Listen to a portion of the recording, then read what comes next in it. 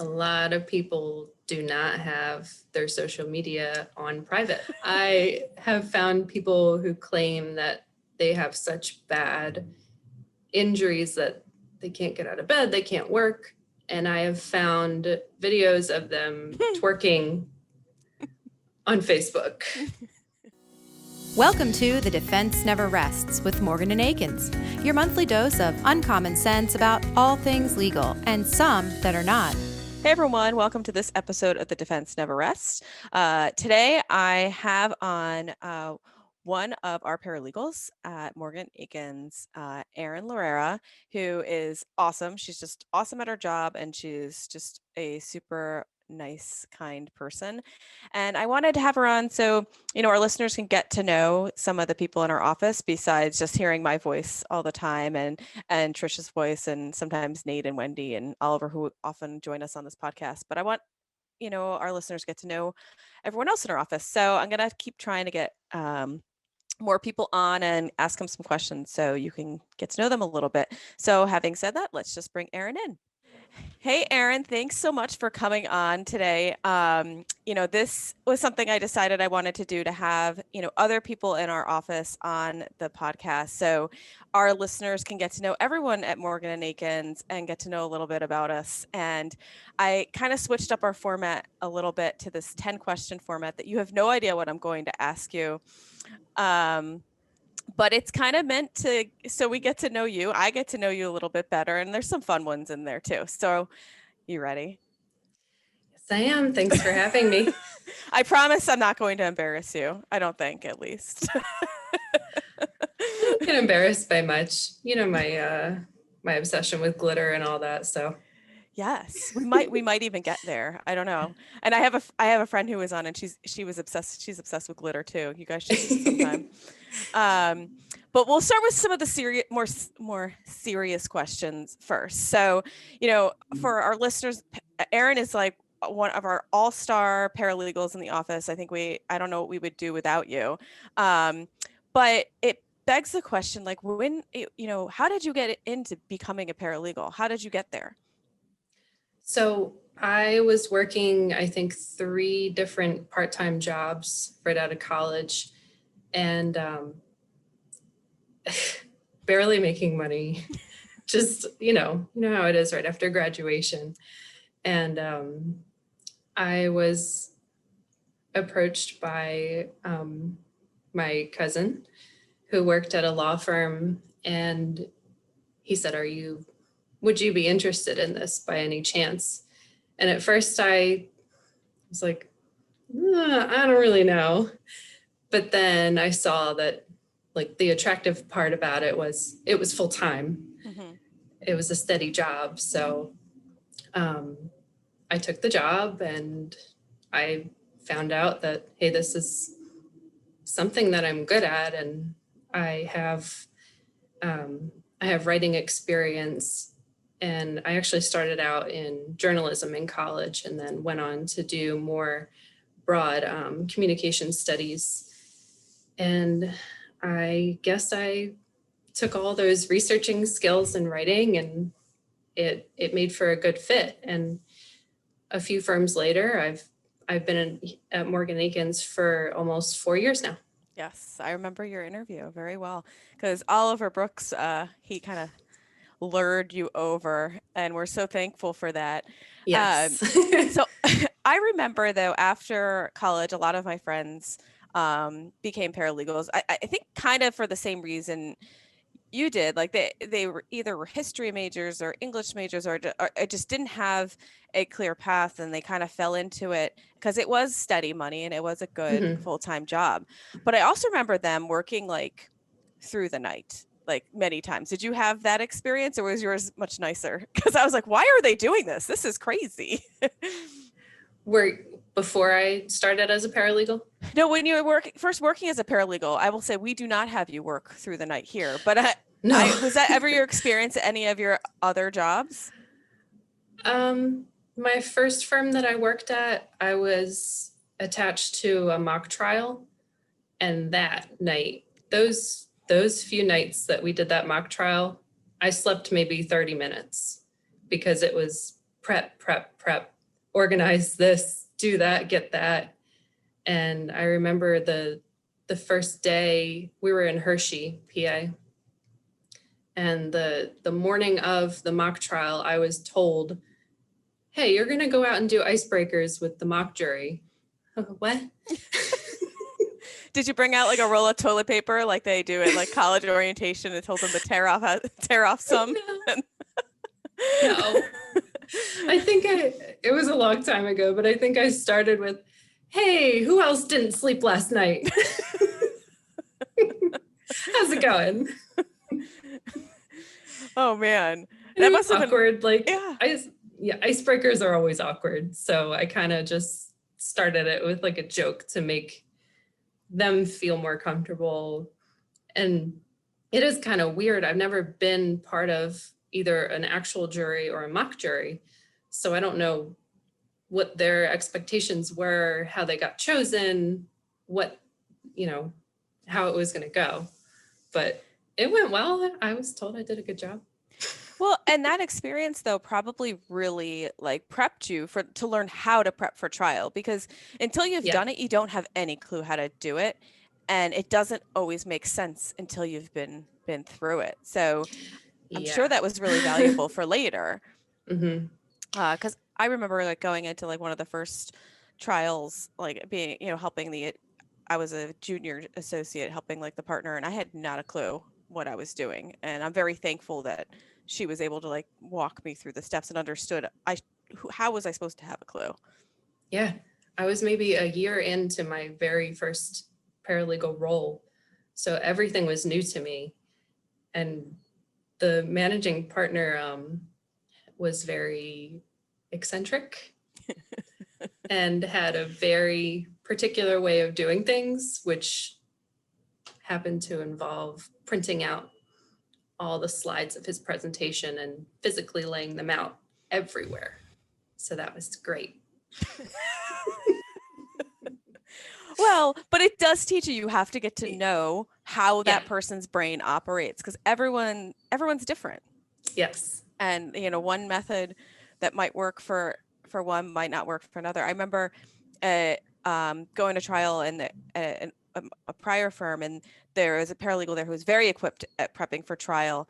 And she was so smart. I relied on her so much too, because she was like, here's my Ziploc baggie of like highlighters. Here's my Ziploc baggie of like, and it was just all the little things that she's like, she knows that you're going to go like looking for during trial. And she's like, here it is. This is this one for that. And I was like, wow, I would never thought of that. But it was like years of experience, probably like picked it up from all different people. And it definitely came in handy. And I've written that one down as something like, you definitely want a bag of highlighters and tabs. That's a good idea. Yeah, tabs, sticky notes, notepads, all the things that you don't really think about. Right. And physically having. And you don't want to scramble, and you don't want to look disorganized to anybody, especially the jury too. You want to look very collected. Yes. So, and so you've stayed, nothing scared you away. You're still here. Yeah, I'm still here. And I followed, like you said, I followed Oliver Brooks from my first firm. I went to a second firm where I was doing a completely different type of litigation. I was doing asbestos with no experience, not knowing what I was getting into. And then, when I kept in touch with him, and one night he sent me a text, asked me if I would consider coming over. And I said, yes. Yeah. And the rest is history. Yeah. But, I will say though, you definitely possess a really good set of organization too. And and it's such a good quality, because you always know that Erin's got to handle you. Nothing falls through the cracks, which hardly. It happens, but of course, but rare enough that I don't think about it. So we're very appreciative of that. But what is, and this is a little bit broad, but what is like your favorite part of this job? Because I'm sure there's lots of parts that you hate too. We all hate certain parts of our job, but if you could think of something that you could highlight as your favorite part, what would that be? I think you know this answer. It's the social media investigation Oh, yes. and Yeah, the that is, background checks and looking into every single little detail, putting it all together in a nice little summary, yeah. really doing basically like a profile on a person is interesting to do. Yeah, I love that too. I don't know if you've seen that. There's that TikTok of, a friend calling a friend saying like, they met a guy at the bar. She's like, hang on. Yeah. Give me 5 minutes. Get everything on you. But it is a really important part of what you need to do when you're investigating, other parties or even your own, Yeah. party. You want to know what secrets might be out there that someone else might find you know, before they Yep. do. So you're prepared for it. A lot of people do not have their social media on private. And Mm-hmm. here's an alert for everyone, whatever is public, I can see it. Yes. So be aware. And without naming any names or super specifics, has there Of been course. anything that you've found that you've been like blown away by? Yes. I have found people who claim that they have such bad injuries that they can't get out of bed, they can't work. And I have found videos of them twerking on Facebook, twerking, dancing, doing all kinds of stuff.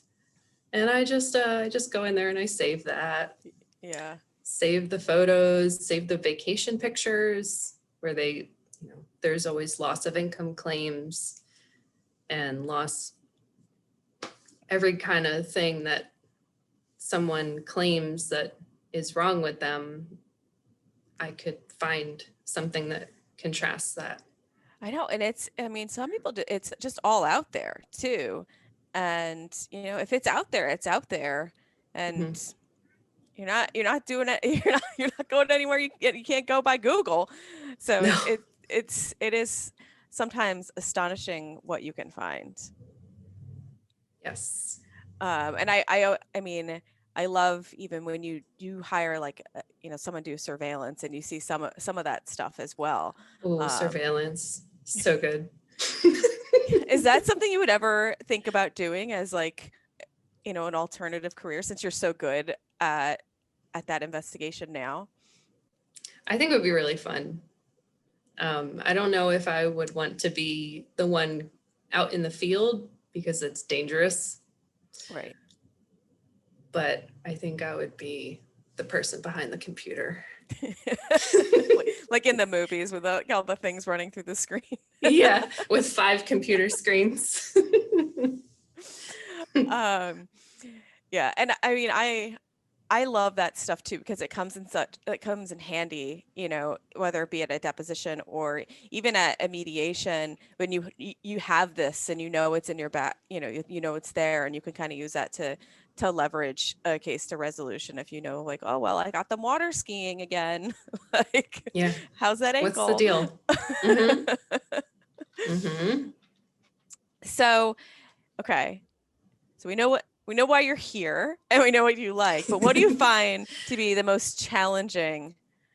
And it could be people too. There are challenging people, but what do you find is most challenging about, working in, the litigation atmosphere, and for like a number of different attorneys as well? It is very demanding to have so many different bosses with different Yeah. preferences, different types of cases. They're not all the same. We cover GL, but we have premises liability, products liability, workers' comp, which I'm not part of, but sometimes there are workers' comp cases that are running the same time as the litigation. I think it's keeping open communication is the challenge with everyone. Yeah. I texted you earlier and said I've been meaning to set up phone calls with each attorney to talk about our cases because when we were all in the office, I would just walk around, stop by everybody's office and go over what's outstanding, what are the priorities. I need help organizing this because so-and-so says I need this yesterday and someone else is telling me the same exact thing. I can't do 10 things at once. So being able to sift through all of the work to prioritize it is a big challenge. It can be really overwhelming sometimes. For sure. I mean, I remember even like being a younger associate working for several partners or more senior attorneys, and everyone wants something different, and their stuff is always the priority, you know, and you don't want to say no to anybody. That's my problem. I know it's terrible, but you can say no or not now. Yeah. But I feel you, because I feel that way too. And then everyone has a different way that they want things done or way things written or how they want it set up. And, you know, getting to know each individual and doing it exactly how they prefer is definitely a challenge. But you saying that about walking around the office reminded me, though, it is a blessing and a curse, though, because when we were all in the office, you can easily get overwhelmed because people just walk up to you and say, oh, by the way, can you do this too? And at least now that a little bit is eliminated because you don't have as much traffic around you asking you to do things on the fly. Well, now that I've been secluded for so long, I miss it.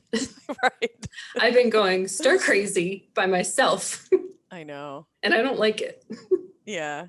Well, at least now we're like, you know, heading back to a little bit of normalcy. You're in the office today, which must, you know, I think you've been going in a few days a week, and it must feel nice to see some people. Yeah. 1 to 2 days I've been coming in, and it's been really nice. It's quiet for the most part. Yeah. I mean, I definitely miss that part too. The lively banter that we would have like during the day when everyone would gather and laugh and make fun of one another or whatever it may be. I definitely, you know, that doesn't happen. It's not the same over Zoom, I guess. Yeah. Like it's just not the impromptu conversations just don't happen in the same way. And just seeing people in frequency. We all do really actually like each other. We work really well together, and I really do miss that too. The like the banter between, you'd hear Oliver yell something and then Nate would yell back and I'm in the middle. Yeah, it just doesn't play out the same on Zoom. No. Well, nope. Hopefully like soon enough we'll be able to like have a reprise of that. I know. So my next question I think is a little bit of I think it's a toughie. But if you could think of the best piece of advice you've received, either professionally or personally, what stands out to you? My very first job was a secretarial assistant at my high school. Mm-hmm. I was probably 15, and I worked in the superintendent's office. And my boss, Dr. Pfeffer, he's since passed away, but he taught me a lot. I was so young coming into this serious office setting and didn't really know what to expect, what to do. I was just learning. And he was the type to yell and freak out about things. He had a very, very short temper. So that scared me at first. Yeah. And I'm thinking about him, kind of reminds me of someone else I work with. Not to be named. But he taught me, I got used to why he was overreacting to things. It was unprofessional, first of all, but I understood his reactions, and I sort of started to be able to remedy the problem before it started by just communicating more, seeing what are the potential problems, what do you need, and sort of get everything set up with a plan A, B, and C. And you are going to make mistakes. Mm-hmm. And that's okay. Bring it up early and we'll get it sorted out. Yeah. Getting the attention to the problem right away, I think, is the biggest lesson that he taught me. Well, and it sounds like he taught you a few more lessons though too. Also to be like cool, calm, and collected under pressure, which I think probably serves you very well now. Not getting, frazzled. I mean, let's face it, litigation can be frazzling. I mean, you have deadlines left and right. You're working for a lot of different people, a lot of different personalities, and us attorneys aren't always cool, calm, and collected. We get frazzled and we frazzle the people around us. So if you have that calming source that doesn't just get frazzled too, it kind of helps. Like, not that you should have the weight on your shoulders, but that is I think it's an important lesson he taught you, in addition to like thinking ahead and being able to see a solution when there's a problem. And he had a soft side too. He was really sweet. I think a lot of bears do, you sometimes you can go two ways. You can be a wolf in sheep's clothing, or you can be that's worse. Yes, it is. Those are hard. Especially I find them sometimes it's really difficult to identify when it's like on the other side of the table, or even like a co-defense counsel who might be kind or seemingly kind to your face, but really is ready to stab you in the back. And you have to kind of have your wits about you and be able to really assess what people are out for.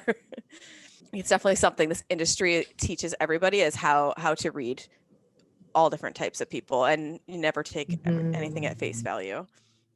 How to read, how to react, and how to not react to certain things. Type out the email when you're angry and do not send it right away. Wait. Yes. Wait till you cool off.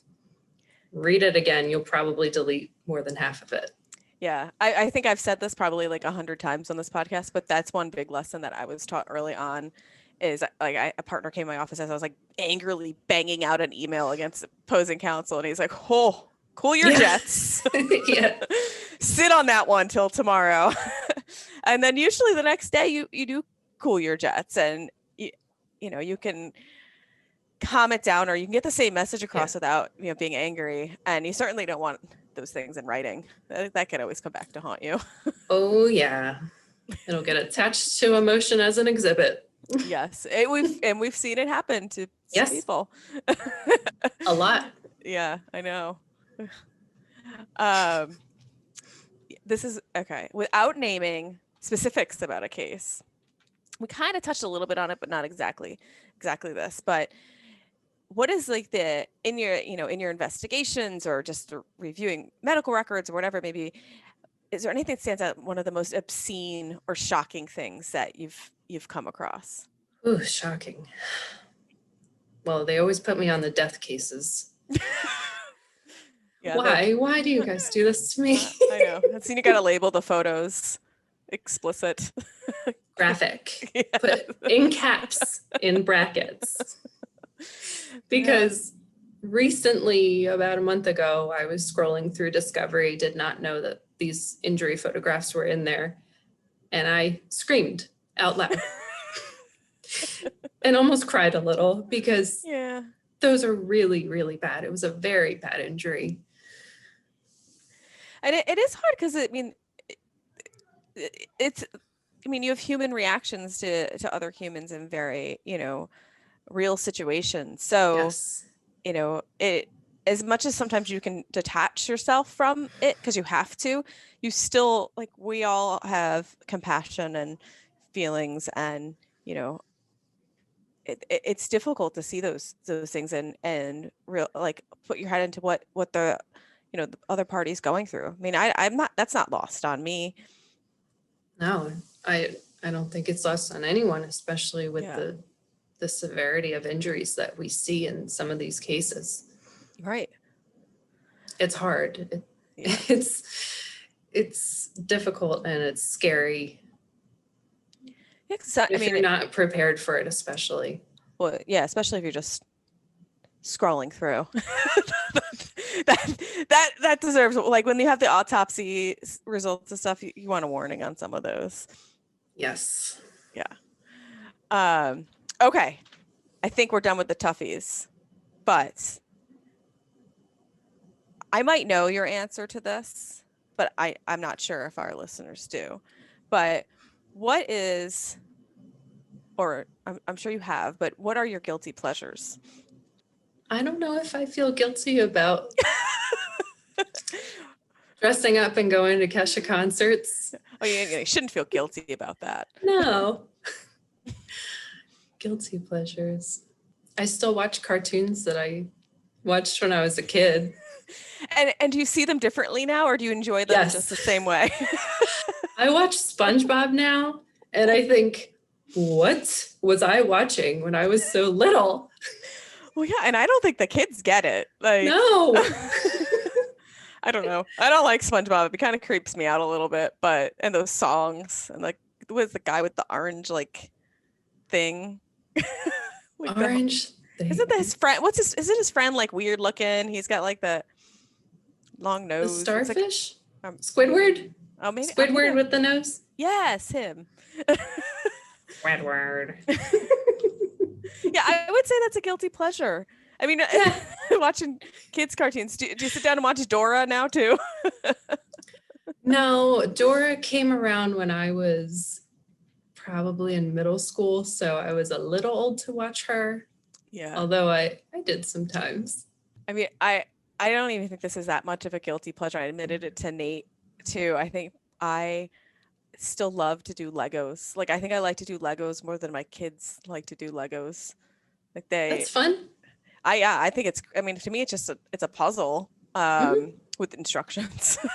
But Yeah. I but, have like, some coloring books. oh yeah. I'm not good at that though. I'm not very good at staying inside the lines with those. Oh, Yeah. I'm not good at like the creative, like thinking about what colors go here. I'm really good at like like right now I'm like building the Millennial Falcon. so you And prefer instructions and I do. a game plan. Yeah. I like that. What would you say motivates you each day? I always try to help others. I always put everyone in front of myself. And that can really crash down hard on me sometimes, Sure. but it does propel me forward to help people, to do something, even if it's reaching out to someone that I know is going through something and just checking in on them. And back when we were able to do the volunteer events, that was really important to me. Yeah, and you really did participate in all of them and like put everything into it. So I think that part of you shows out very, like, shines very clearly. But I mean, it's hard too when you want to help other people so much. You do tend to put yourself in the back seat some, and sometimes you have to be a little selfish too. And it's hard to be selfish when you have that mindset that you want to help others. Yeah, I struggle a lot with that. Yeah. But what you have been doing a lot of that, I think, is, I'm not going to say selfish, putting yourself first, is like you've really embraced like exercising and, doing that for yourself, which I think is wonderful. I know you got pushed to the side a little bit with a little bout of COVID, but like Yes. COVID sure did knock me down for a good month. Yeah. And I'm finally back doing the high intensity stuff like jump roping. I'm back on the treadmill. I'm back doing the free weights. And I have Megan O'Neill to thank for that. So shout out to her. Yeah. Yeah, she's awesome.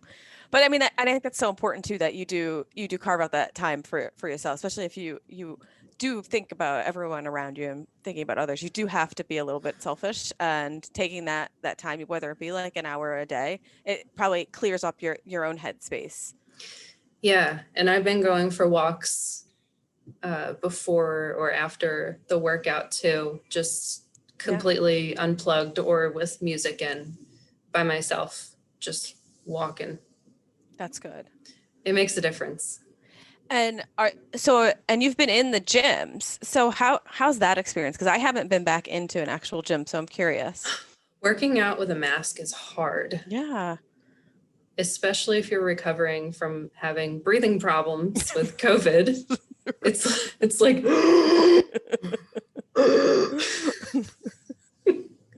but I no longer have any shortness of breath, so thank God for that. But I had everything. I had the cough, the shortness of breath, everything. And yeah, I'm very grateful to have pulled through, and I'm feeling 100% back to normal. That's good. But still, it took such a long time. So that, I mean, that it could just set you back, so long, especially when you were on such a good routine and then you get pushed back like a whole month. I lost 10 pounds and then gained back about 6. So oh man, working on losing it again. Well, good for you though, to just keep up with it too. And it's funny you mentioned the walks. I've started to do, both my kids have a break from school at 11 every day. It kind of overlaps. So if ever any day it's nice, we all go out on like a 20-minute like walk, the 3 of us. And it is just really nice. It is really nice. There's been some days that like we're a little late getting back because my older daughter's a little slow in her pace. Just kind of slothish. but it is nice. It's nice. And then they chat and we play like little find thing games and stuff. But we did it early pandemic. I remember I kind of put it to the wayside. I don't know why. Maybe it was the winter, but it is nice just to get them out there every day and getting like some steps and things, and getting away from the freaking screens. Otherwise they'd be on them. And even for me, I need like a little bit of a break that I'm not staring at my computer during the day. Yeah, everyone does. Getting that fresh air and then coming back and being able to focus better is a game changer. Yeah. And I will say, I think just exercise helps too. Like it just as a stress outlet, you get your aggressions out, you clear your head. It's time that's just yours. Mm-hmm. It sounds very cliche. Like, what are the saying? Like you never have a bad workout. I'm like, well, I have, but I have. or oh no, what is it? You're one workout away from a good mood. I don't know if that's entirely true, but I try. This is one that I asked Nate too. But what movie can you watch over and over, regardless, anytime? I have so many. Oh, well, there could be more than one. He named a whole series, so it was like the Marvel series. I'm like, that's like 35 movies. Well, if we want to start with my favorite movie, this is going to be funny to you. I'm not sure if you know this, but my favorite movie is Liar, Liar. And I ended up in the legal field. I was watching that at way too young of an age. And it's been my favorite movie ever since. I love Jim Carrey. So anything that he's in, I'm watching it over and over. Well, that's a good one. Although I haven't seen that one for years. I will say, I think one that I will watch, there's 2 that I will watch regardless if it's on, is always watch Forgetting Sarah Marshall and Step Brothers. Love them both. Same.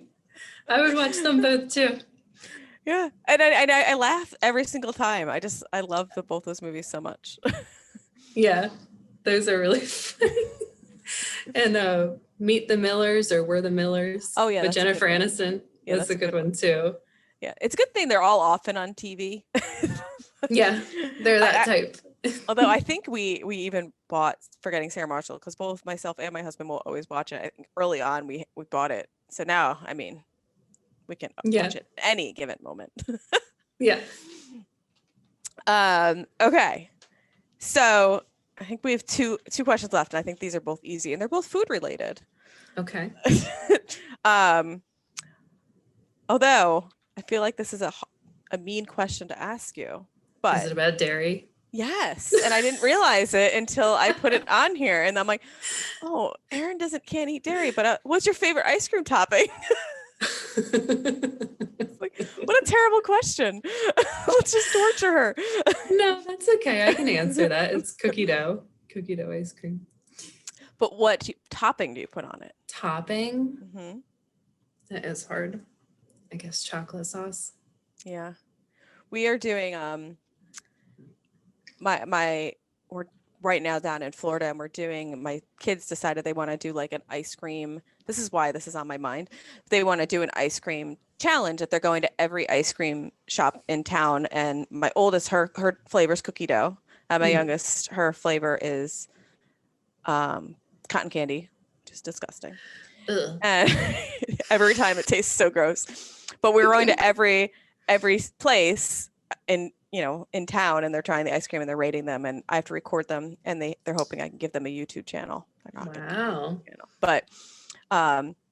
But last night she had cookie dough with peanut butter on top, and it was very good. Oh, that sounds really good. Yeah. Peanut butter does kind of overpowers the cookie dough a little bit, but it's a good combo. True. I feel like if you added some chocolate to that, the peanut butter and the chocolate and the cookie dough. Yeah. The other night she did Reese's Pieces, which that worked quite well, I thought. Yeah. Yeah. For the cotton candy, it's often like gummy bears, just to make it extra. That sounds awful. Okay. So my final question, I don't remember if I asked Nate this too. What did you eat for dinner last night? I had chicken breasts, rice, and broccoli. That sounds very healthy. I've been meal prepping again, getting back into it. Yeah, that's good. I think the chicken had chili powder, honey, apple cider vinegar, salt, pepper. And do you like to cook? Yeah, I love to cook. I get that from my mom. So do you do most of the cooking at home? All of it. Oh. And do you have to clean up too, or do you split it? I'm cleaning most of the time. We clean it so much better. Let's be honest. Like, I feel like when men cook, they just like cook and blow up the kitchen, and then they use every pan. Whereas, like, I'm sure you like clean as you go. Yes. And at the end, it's not that big of a mess. Imagine that. Yeah. I think they do things wrong or sloppy on purpose so that we kick them out. Yeah. I mean, I'll say my husband's much better cook than I am, but I like when he cooks up, it's a disaster. It is like every cookie sheet, every utensil, every cutting board, like 16 plates, everything's all over the place. It's like, and heaven forbid if I'm not home and then I come back. Yeah. I can't. It's the worst. I miss hearing about, his hobbies and his 50-pound bag of flour. That really made everybody laugh. Yes. That lasted a long time. Not as long as you would think, though. And now, like, really? I mean, I thought it would last, till next year, but it's gone. And I was very happy when the 50-pound bag of flour was out of my kitchen, because it's like you take a scoop out of it and there'd be flour on the floor, and it was just a mess. Yeah, I didn't think about that part. But the pandemic does weird things, and yes. At the time there was a flour shortage. We still can't get Lysol spray. I don't know. What is the deal with that? Oh yeah, I got wipes. That's all I get. Yeah, we have wipes. Yeah. What is something you like to do that other people might think is weird? Could have done that instead of the ice cream question. That one's better. I think people usually find my obsession with recycling weird.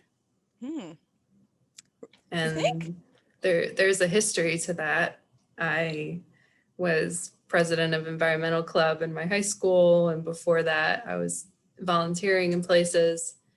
And also I met Captain Planet and became an honorary planeteer in high school.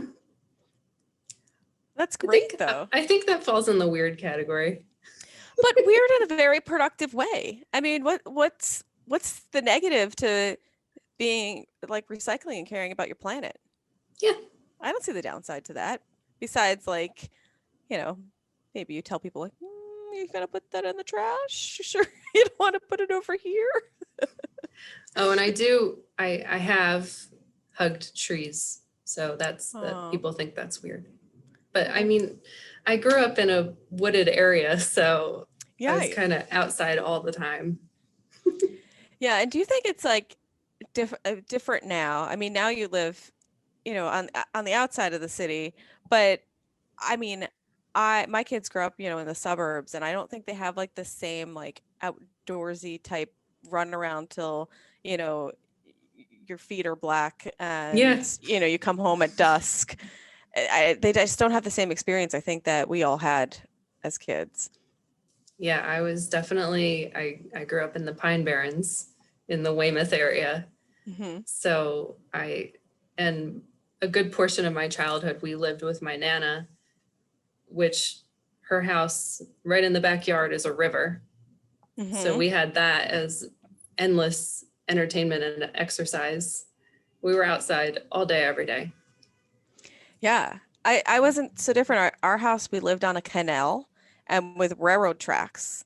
So, I mean, less so for me because I was probably a little bit younger when we moved to a different house that wasn't on the railroad tracks. But my brothers, like they would the railroad tracks were like the road to everywhere, and there wasn't really a train operating. So that was good. But I mean, I was going to ask that. Yeah. No, there wasn't an operational train. That would have been a little more dangerous. Yeah. But there was like a lumber yard that was nearby, and so they would steal lumber from the lumber yard and build forts in the trees next to the canal. I mean, yeah.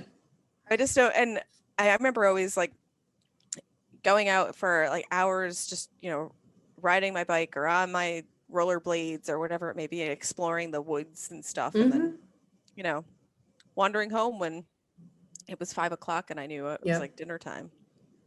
Yep. Now then you'd start hearing screams. Yeah. Where are you? Yeah. Now I have to like walk my kid to a house 2 doors down, on the same side of the street or something. It's just, I understand it, but it kind of sucks for them a little bit. Well, I'm sure that you've taken trips and gotten them outdoors. Yeah. But it's not the same as like being that free range kid.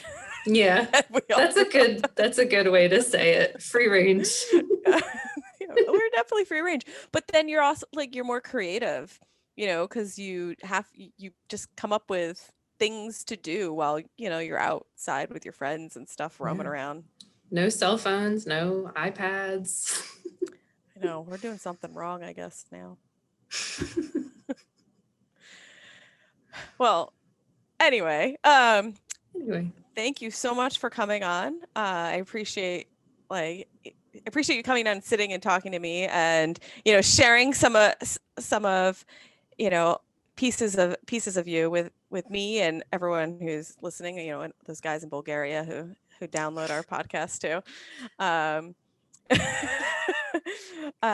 But thanks so much. Thanks for having me again.